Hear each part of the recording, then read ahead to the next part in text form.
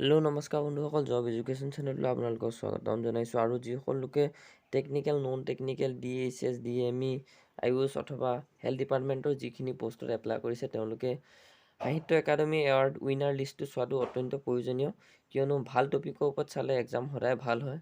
আৰু সেইবাবে আপোনালোকৰ মাজলৈ মই সাহিত্য একাডেমিক এৱাৰ্ডৰ পাৰ্ট 1 আনিছোঁ। আপোনালোকক যদি ভাল কিতাপৰ বিৱৰণ লাগে আপোনালোকে কমেণ্ট কৰিব আৰু মই লিংক তলত দি দিম। চ' বন্ধুসকল, আমি আলোচনা কৰোঁ এই বিষয়ে। প্ৰথমে আমি আলোচনা কৰিম অসমীয়া ভাষা সাহিত্য একাডেমি বঁটা লাভ কৰা সাহিত্যসকল আৰু চন বিজয়ী আৰু গ্ৰন্থ কোনখন গ্ৰন্থৰ কাৰণে পাইছিলে।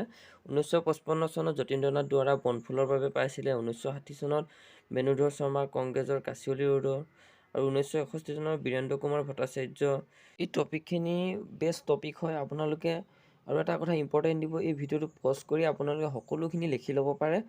আৰু লগতে যদি আপোনালোকে এনে পজ কৰিবলৈ অসুবিধা পায় মোক কমেণ্ট কৰিব, মই আপোনালোকক সকলোখিনি তলৰ ডেছক্ৰিপশ্যনত দি দিম। আৰু অসমীয়া ভাষা সাহিত্য একাডেমি বঁটা লাভ কৰা সাহিত্যসকলৰ বিষয়ে অত্যন্ত প্ৰয়োজনীয়, কাৰণ এইবিলাক প্ৰশ্নটো বাৰে বাৰে আহে যিখিনি আমি পাহৰি যাওঁ। এই টপিকটো আপোনালোকে এইকাৰণেই দিয়া হৈছে যে আপোনালোকে ভিডিঅ'টো পজ কৰি সকলোখিনি লিখি ল'ব।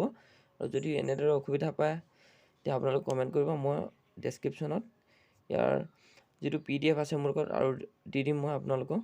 নেক্সট পাৰ্টটোলৈ আপোনালোকে কমেণ্ট কৰিব।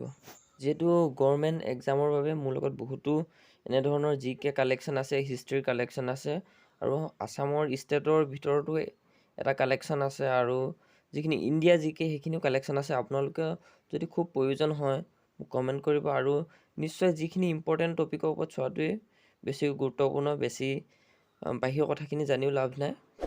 নম্বৰৰ ওপৰত ভিত্তি কৰি আমি আলোচনা কৰিম, আৰু পাৰ্ট 1 আপোনালোকক দিয়া হ'ল। আৰু নেক্সট যদি আপোনালোকক লাগে যিখিনি নেশ্যনেল স্পৰ্টছ এৱাৰ্ডৰ উইনাৰখিনি লাগে আৰু পদ্ম এৱাৰ্ডৰ, আপোনালোকক মই সকলোখিনি দিম। আপোনালোকে চেনেলটো ছাবস্ক্ৰাইব কৰিব, আৰু এই ভিডিঅ'টোত দিয়া সকলোখিনি আপোনালোকৰ বাবে ইম্পৰ্টেণ্ট হয়। আপোনালোকে নিশ্চয় চাব আৰু কমেণ্ট জনাব। যদি ভাল লাগিলে লাইক, শ্বেয়াৰ, ছাবস্ক্ৰাইব কৰিব। ধন্যবাদ।